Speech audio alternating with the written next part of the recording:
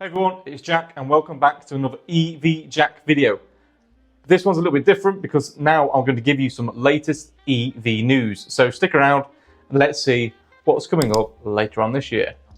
First on our agenda, Ford. They've just released an over-the-air update to their F-150s and Ford Mach-E's Google Maps. Now it's not just any standard Google Maps, this is Google Maps route planning. So it will tell you how much battery percentage you've got left in your car when you get to your destination, and it'll also map out your charging stops.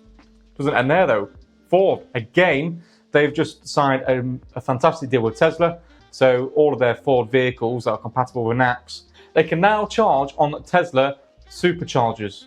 Fantastic. So Ford owners, big ups to you. Ford, fantastic work. Keep it coming. Now, let's talk about something fantastic. Everyone's talking about it all over social media. And yes, it's Tesla. Yes, every single channel talking about Tesla's this, Tesla's that. I get it. I've heard it all before, but Teslas are fantastic. Not for the build quality, but for the technology. However, they are now talking about the Tesla Model Y Juniper, which is to be released next year, so 2025.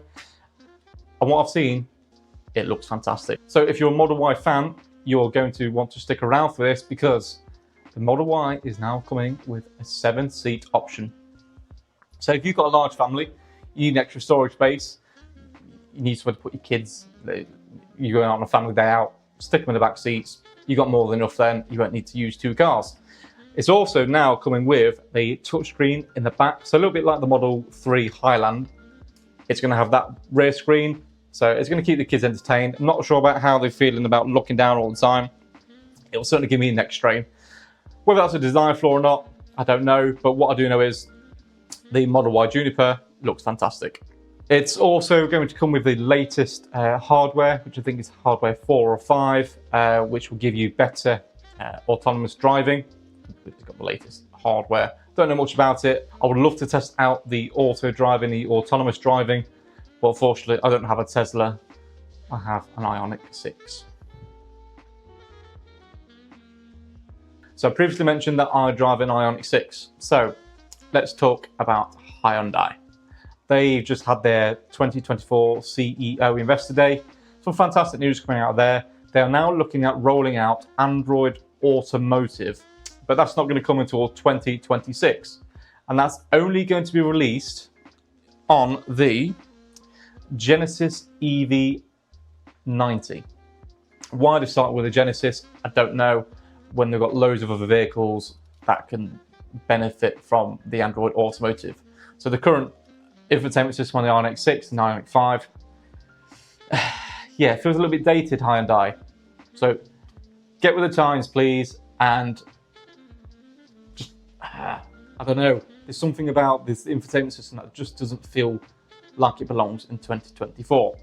However, looking at the latest screenshots for the new infotainment system that's coming out, it looks very Tesla-esque. It's got a webcam on the middle of the screen, and it's going to come with all your built-in Android apps, so your Spotify, your YouTube, your web browser, and a lot more customization to your vehicle. So Hyundai, fantastic work. If you want to check out my review on the Ioniq 6, click on the pop-out banner, wherever it is, and you'll see my in-depth review on there. Would I buy it? Watch my review first. Okay, now I don't normally like to discuss this on this channel, but I am going to talk politics. I know, but this is important. So us EV owners, we need to be watching on the 30th or the 31st of October. And this is where Rachel Reeves is going to be delivering her budget. Now, we are aware that EV owners are going to start paying road tax, which is fair. Yes, we do use the roads just like any other vehicle owner, driver. We all have to pay road tax. But I think there might be a discussion there about benefit in kind tax going up. So it's currently at 2%, it might go up to 3%.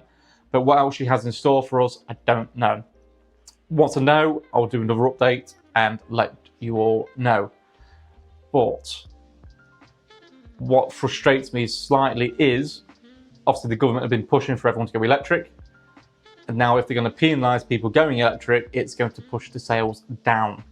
Currently, they're up, but after the budget, who knows, it could drop massively and people just refuse to go electric. So stick around for that and we'll see what she has to say. Okay, so before we wrap this up, let's talk about EV events. There's been loads this year, really, really nice to see. So many people attending them. There's like Charge Heads events, there's modified Tesla Model 3 events, there's Electrify Everything. Really, really good to see. I just wish I could have gone and explored some latest EVs. However, there's an event called EV London, and that is in November.